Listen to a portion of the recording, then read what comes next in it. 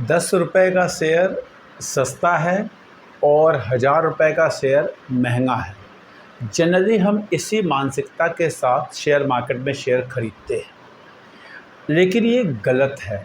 हमें लगता है कि कोई शेयर 10 रुपये का, 12 रुपये का, 15 रुपये का, 40 रुपये का, 50 रुपये का है तो वो सस्ता है। मेरे पास कोई लोग आते हैं, उनको जब मैं कोई शेयर हम बात करने लगते हैं, मैं कोई रिकमेंडेशन तो देता नहीं हूँ, लेकिन बात करता हूँ। मैं कहता हूँ ये वाला शेयर अच्छा है और ये मैं देख रहा हूँ और शायद मैं ख़रीदूँगा।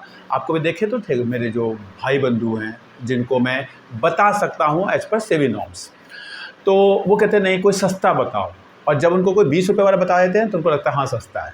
लेकिन मैं आपको बता रहा हूँ, प्लीज़ ये एक गलत मानसिकता है, ये एक गलत सोच है, ये शेयर मार्केट की गलत समझ है। नमस्कार, मेरा नाम डॉक्टर सुनील त्रिपाठी और मैं आपका एडुट्री के प्लेटफॉर्म पे स्वागत करता हूँ। शेयर को समझना है तो आप ऐसे समझिए, आपने 20-20 रुपये के 100 शेयर खरीदे तो आपके 2000 रुपये लग गए। आपने 1000 रुपये के 2 शेयर खरीदे तो भी आपके 2000 लग गए। तो इन्वेस्टमेंट आपको 2000 की करनी है, तो नंबर ऑफ़ शेयर कितने हो, इससे आपकी इन्वेस्टमेंट में कोई उतार या चढ़ाव नहीं होता है। एक्चुअल में तो आपका जो पोर्टफोलियो है वो परसेंटेज में बढ़ेगा ना। आपके 2000 पे 10% बढ़ा, 15% बढ़ा, 20% बढ़ा, तो नंबर ऑफ़ शेयर 100 हो या 200 हो या 500 हो या 2 ही हो, अगर आपका पोर्टफोलियो 10% बढ़ा तो आपके पैसे जो हैं 2000 से 2200 हो जाएंगे। इसलिए प्लीज़ वो शेयर कितने का है इससे कोई फ़र्क नहीं पड़ता। मैं रिपीट कर रहा हूँ, हो सकता है कोई शेयर 1.5 लाख का हो, MRF जैसा, वो भी सस्ता हो। कोई शेयर 50,000 का, 40,000 का हो, पेज इंडस्ट्री जैसा, वो भी सस्ता हो। और कोई शेयर 20 रुपये का या 10 रुपये का है, वो भी महंगा है क्योंकि आप एक शेयर तो खरीदते नहीं। तो आपको समझना चाहिए, आप जो इन्वेस्टमेंट कर रहे हैं वो इन्वेस्टमेंट में आप क्या खरीद सकते हैं। आप सिंपली ऐसे समझिए, आप 10 ग्राम सोना खरीद के रखेंगे या 10 क्विंटल आप लोहा खरीद के रखें, ये सिंपल सा है।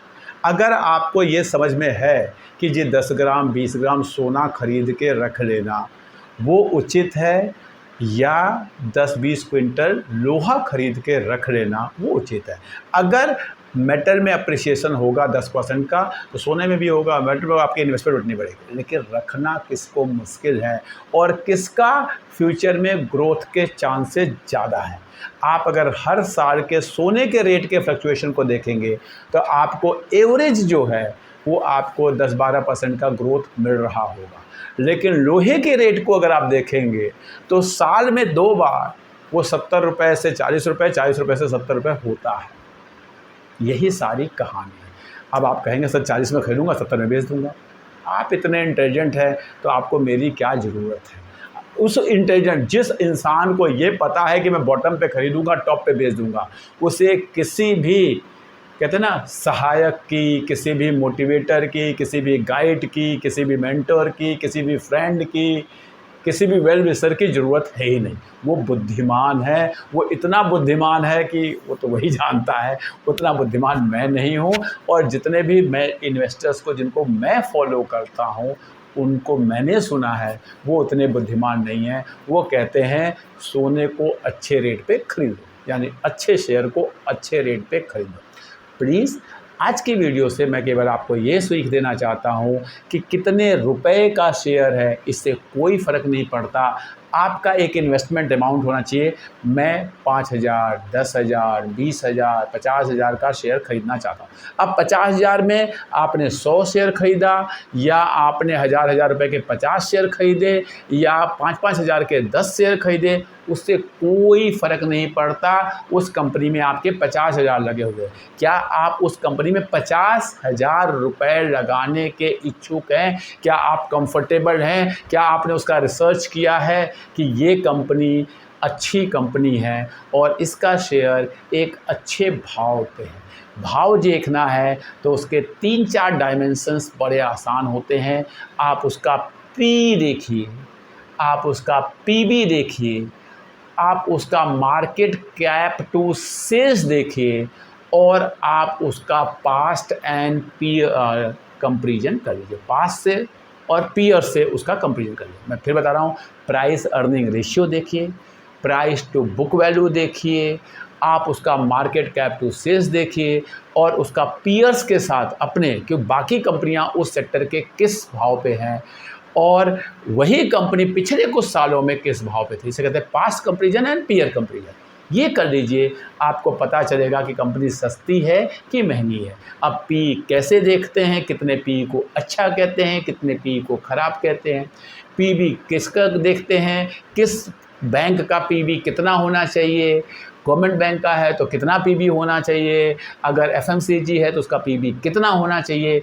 ये अगर आपको जानना है तो आप हमारे साथ जुड़े रहिए, चैनल को सब्सक्राइब कर दीजिए। पता नहीं क्यों लोग आते हैं, वीडियो देखते हैं, आते हैं, व्यूज़ देख के मुझे पता चल रहा है कि लोग आते हैं, देखते हैं, लेकिन सब्सक्राइब करने में शायद उनको लगता होगा कि सामने वाले का फ़ायदा। एक्चुअल में हमारे समाज की एक प्रॉब्लम है, सामने वाले का फ़ायदा क्यों हो रहा है। मत करिए जी, आपकी मर्ज़ी है। मैं अपना काम कर रहा हूँ and I am very happy. मेरा फेस आपको बताएगा कि I am very happy with my work. जिस दिन आप अपने काम से खुश हो जाएंगे उस दिन आप आगे बढ़ना शुरू कर दें। दिक्कत यही है कि आपको कोई कुछ बताना चाहता है, समझाना चाहता है, जानना चाहता है और कहता है जी मेरे चैनल को सब्सक्राइब कर दो। क्यों कर दो? आपके 2-4 लोग जिनसे आप जुड़े हुए उनको पता चल जाएगा कि आपने सब्सक्राइब किया है, आप इसको देखते हो वो भी देखने लगेंगे। आपका नुकसान हो रहा है। अगर आपका कोई साथी अगर अच्छा बन जाए या मेरे सब्सक्राइबर और बढ़ जाए, इसमें आपका नुकसान है तो मत करिए। और अदरवाइज़ मैं आपको बता रहा हूँ, फिर तो आप 20,000 का शेयर आपको महंगा लगेगा और 20 रुपये का शेयर आपको सस्ता लगेगा।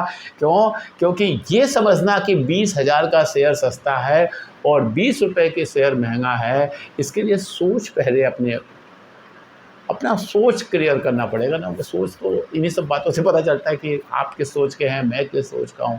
हमारी जो विजडम है, हमारी जो सोच है, हमारी जो बुद्धि है, वही हमें आगे बढ़ाती है।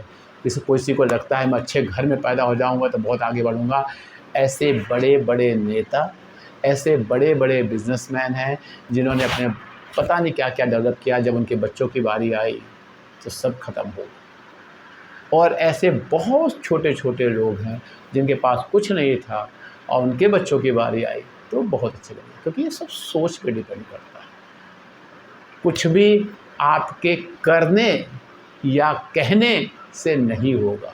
सबसे पहले सोच में लोगों को हैप्पी रखो, खुद हैप्पी रखो, अपने आप को, लोगों की दुआएं लो, आगे बढ़ने के बारे में सोचो, रोज़ कुछ ना कुछ सीखो, अपने टाइम को अच्छे से यूटिलाइज़ करो, काम ख़त्म। महंगा शेयर कौन सा है, सस्ता शेयर कौन सा है, आप कमेंट में लिख के ज़रूर बताएं। आप अपनी लर्निंग जब लिखते हैं ना, और प्लीज़ जब आप लिखते हैं तो लिखो कि अगली वीडियो, आज ये वीडियो जो मैं बना रहा हूँ ना, ये मेरे पास मैसेज आया था कि सर मैं महंगा शेयर, बड़ा शेयर, महंगा मतलब उनका कहने का मतलब जो 10,000 20,000 का है वो मैं नहीं खरीद पाता हूँ। तो उनके लिए मैं स्पेशली ये वीडियो बना रहा हूँ। और शायद उस पर्सन का मेरे पास मैसेज पहली बार आया था, मैं उसका नाम भी नहीं जानता।